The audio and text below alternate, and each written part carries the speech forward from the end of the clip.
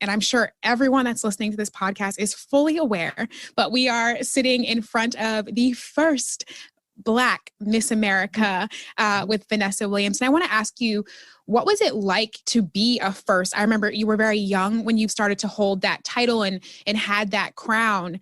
So what was that like? And were there any kind of external weights or pressures that you felt even at such a young age to hold that title?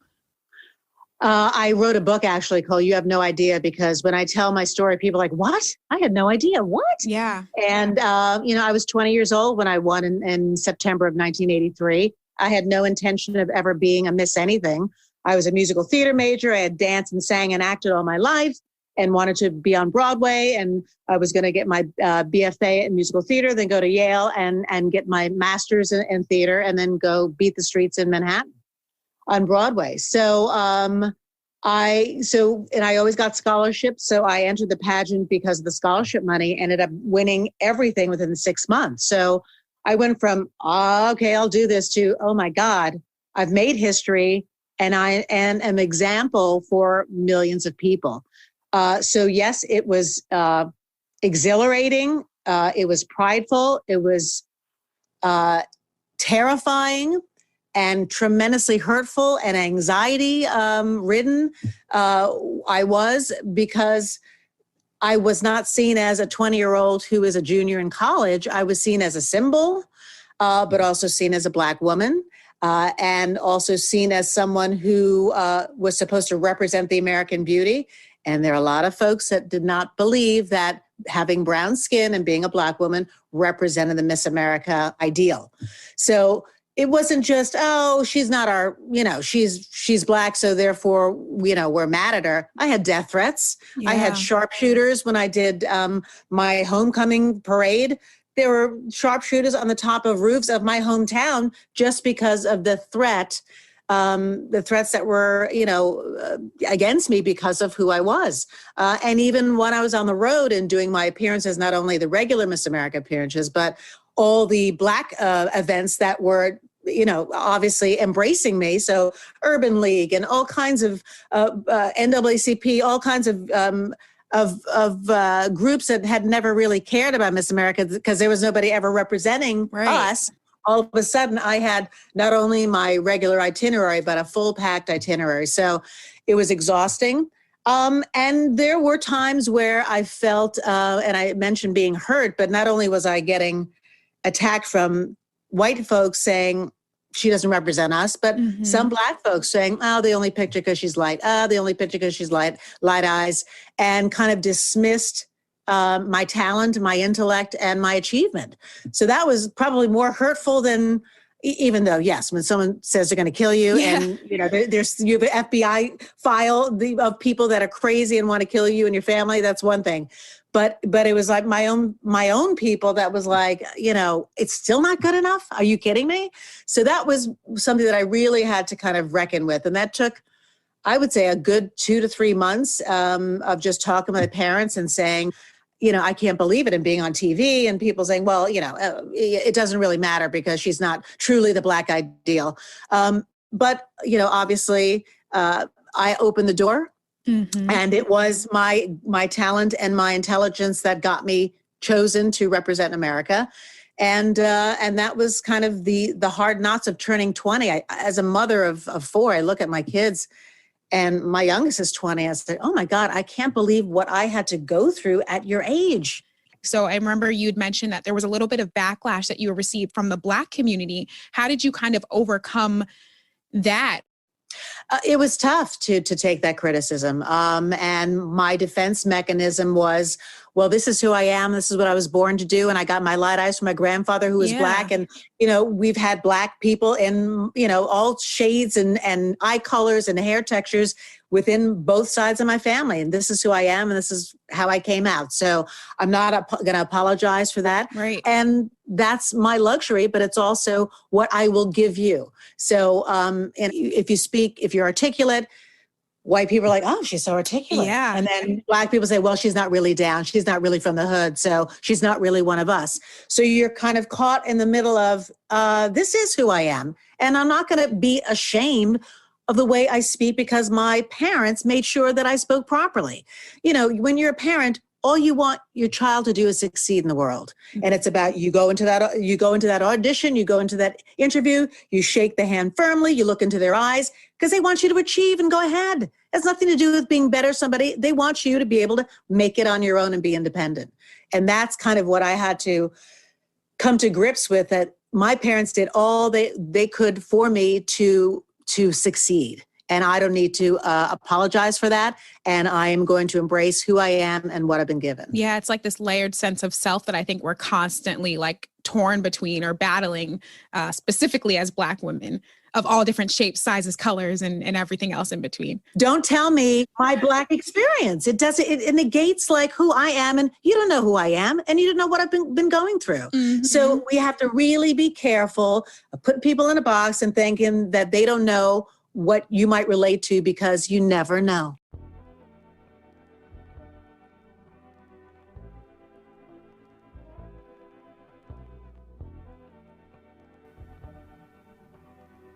What's up, everybody? This is Elan Jones, and today I'm going to talk about Vanessa Williams and what she said on this podcast recently. She said that she received colorist comments from Black people when she was Miss America, when she was crowned Miss America, and they were hurtful to her. So as you heard, she was just talking about her experience, and she touched on a few things that can resonate with people who look like her or who share her skin tone. And it may also resonate with fully Black, light-skinned people. Vanessa Williams is fully Black. A lot of people are saying that she's biracial. She's not. She's Black American. Yes, she has light skin, and she has blue eyes. These are recessive genes, and I'm actually gonna break that down in a minute. But her father also looks like a mixed person, right? Her whole family is Black American, and I want to take this opportunity, using her and her family as an example, to break down where light-skinned people come from.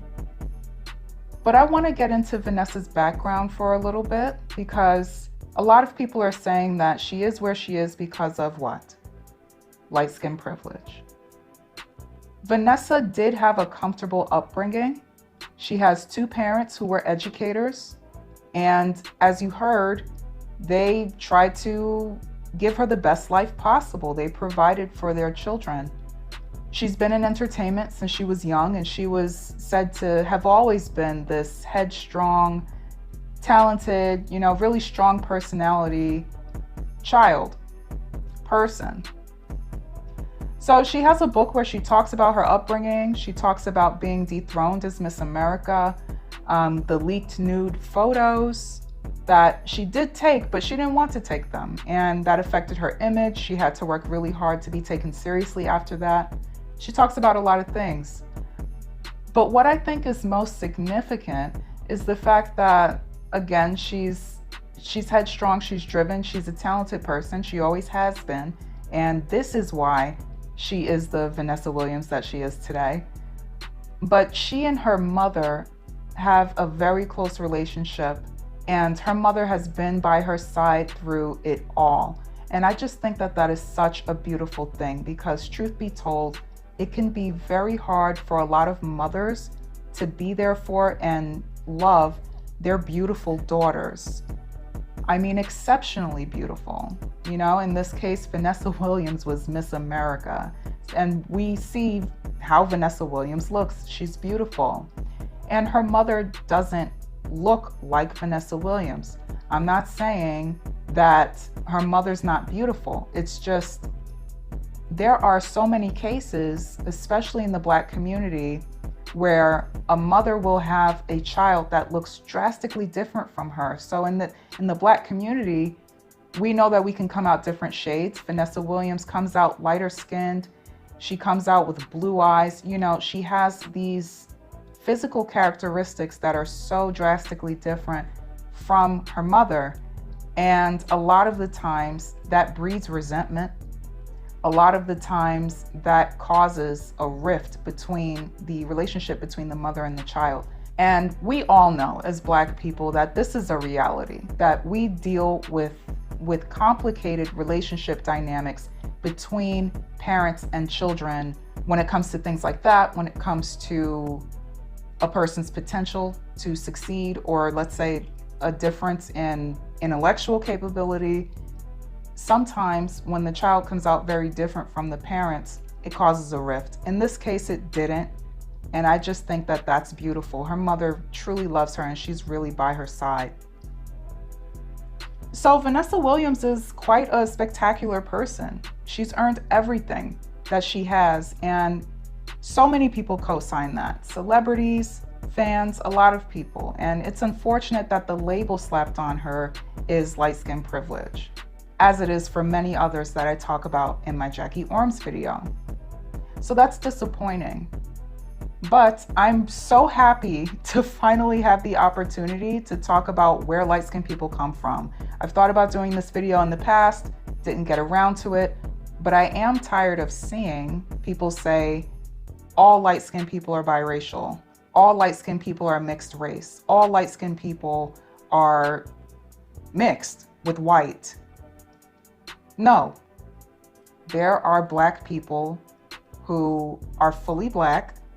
So they have two parents who are Black, two grandparents who are Black. You know, they have a long lineage of fully Black people, yet they look very different from their other family members.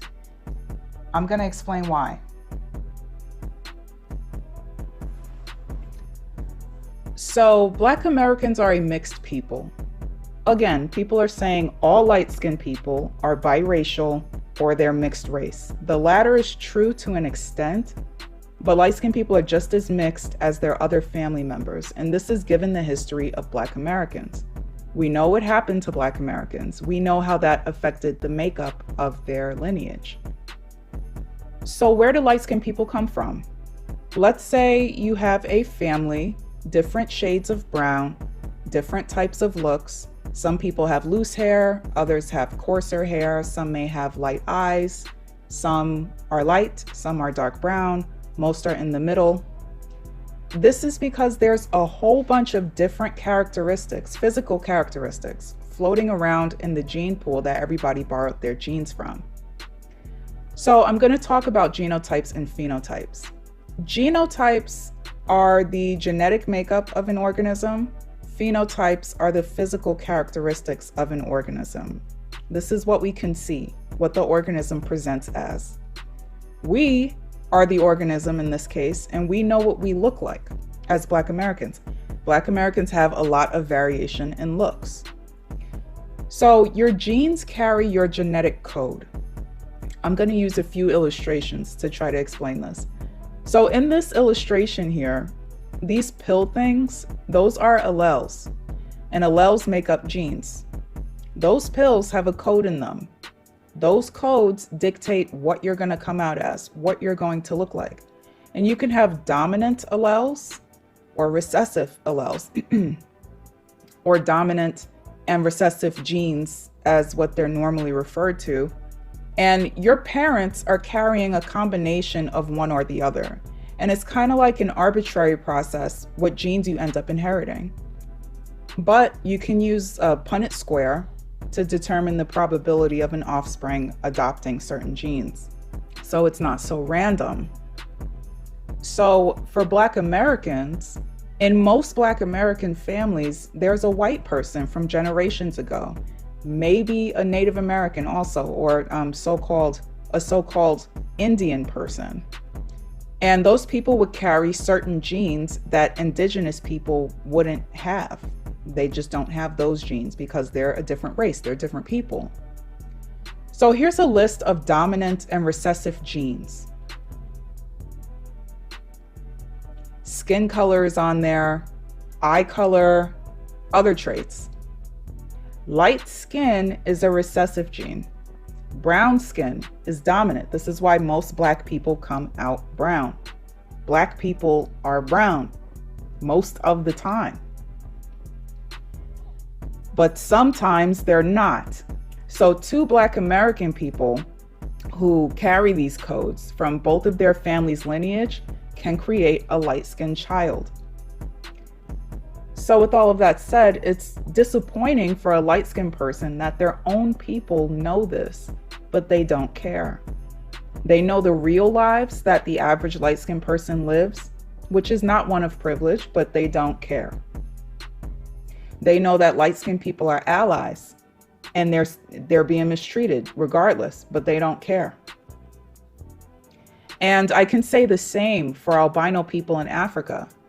So today, and this is after years and years of them trying to educate the people in certain parts of Africa, Malawi, Tanzania, today, most African people know that if they have an albino person in their family, that they're carrying that gene, maybe.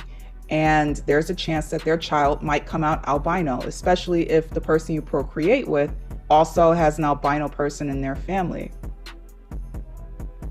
We know the history of what happened to Black people, but why does that mean that it's okay, especially in 2021, after so long? 2021, why does that mean that it's okay for Black people to behave a certain way towards a certain group of other Black people? And we're talking about really serious situations.